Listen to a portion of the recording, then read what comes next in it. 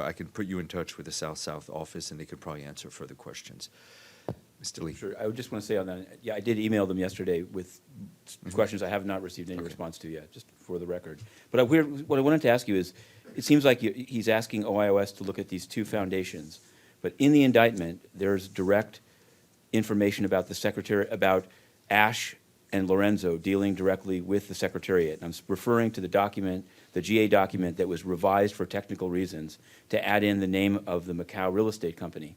And it says that Ashe and Lorenzo spoke to a UN official number 1, who in turn produced a document that said revised for technical reasons with the name of the real estate company into it. So this was not an interaction with either foundation, and it was an interaction directly in the Secretariat. Well, listen, and so I wanted to know, like, this has been out now for a couple of days. Who in the Secretariat put in the name of a real estate company and called it a technical change? And what is going to be done about that, as one example? Okay, I don't have anything further to say on that, but obviously, in his, Secretariat staff, often instructed by the office of by relevant member states when they're producing sponsoring resolutions to put in the text.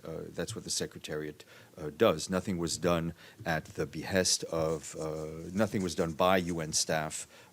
It was done at the request of member states. No, but I guess what happened here is when you read paragraphs 40 and around there in the indictment, the companies were paying Ashe to obtain this official document.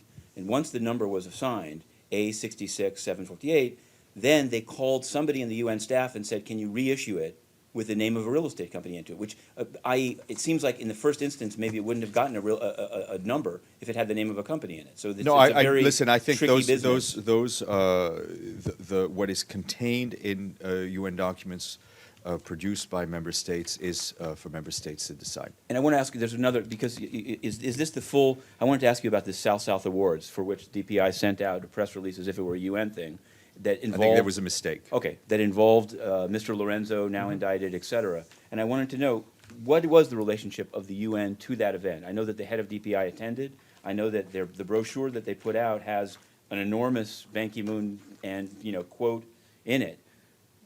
Can you describe, and why this entity is not among the entities that you're naming will be looked at by OIOS, given that Mr. Lorenzo was the president of it, and it had 12 million, a lot of money? I think the South was a news organization. This was an event that the Secretaries General have sent messages to, and I have nothing to add on.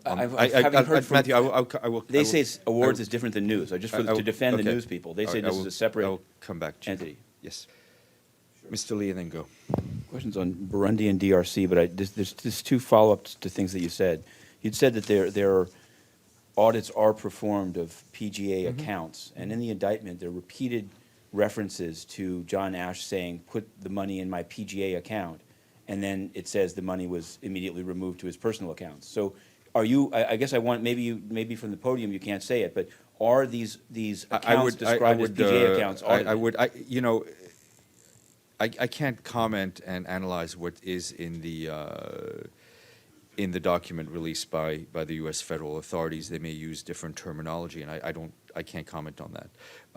What I can share with you, and we'll put those links up, are the documents provided to me by the Comptroller's Office, which have the audits of those accounts. And yesterday I'd asked you about the overlap between Mr. John Ashe's staff and Mr. Lykketoft's staff. And I don't, without, there are many people, they work in the UN system, they work on thematic issues, so that's understood. But the chief of staff of Mr. Ashe is working for Mr. Lykketoft, and she's named repeatedly in the indictment as going on trips to Macau, et cetera. And so I wonder, it was described here that this is an entirely different office because it's a new PGA, but is it a new office, and what can you say to that? I think you should ask the President of the General Assembly. Mr. Go. Sure. I've got a lot of more questions about this that I guess I'm going to ask tomorrow, but one I have to ask is, will you confirm or deny that the UN was prepared to offer John Ashe the ASG for partnerships position?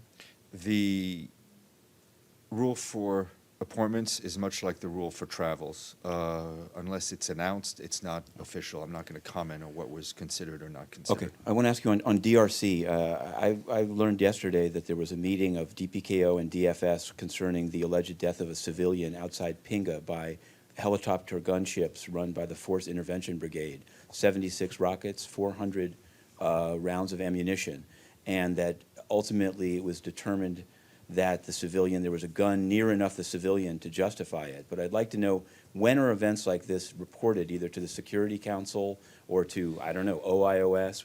Can you confirm the incident and Well, I what's think DPKO's? it was reported in the weekly press conference. It was referred to in the weekly press conference by the mission yesterday, so it was very much reported publicly. What the mission reports is that it conducted an operation on the 5th of October in Musanga and Minova villages in the Walikale territory, targeting armed groups operating in the area. A mission comprised of MONUSCO officials and local community leaders was on the ground yesterday and flew over the villages. The team also visited the hospital in Pinga. The assessment concluded that one combatant was killed. The team also collected abandoned weapons from the area. Based on this assessment, the mission in the DRC does not believe that reports that 5 civilians were killed are accurate. The mission clarifies that the target was armed combatants and that the mission was conducted in conformity with its mandate rules of engagement. MONUSCO officials are in contact with Congolese authorities at the highest level in Kinshasa and Goma on this issue. What would you say to those within DPKO and DFS that believe it's akin to a case of basically dropping a gun once a suspect is killed, that the weapons had nothing to do with the person that was killed? I was not invited to the meeting that Okay. you obviously know about. All right. I can only report what the mission is saying publicly. That's it. Here's another meeting. I wanted to ask you about Mr. Ladsus, as head of DPKO, met with the Vice President of Burundi on October 1st. And it's my understanding that he gave them a grace period to bring in the appropriate equipment to the MONUSCO mission in Central African Republic, i.e. until June 2016, extending a previous grace period that ended September 30th. Given the importance of protecting civilians in CAR in the run-up to the elections, what justifies giving a further extension and him taking a, quote, pragmatic approach to human rights in Burundi? I can't confirm that that was the conclusion. Was of there the a meeting with If Burundi as a TCC If for I you? find out, I will let you know.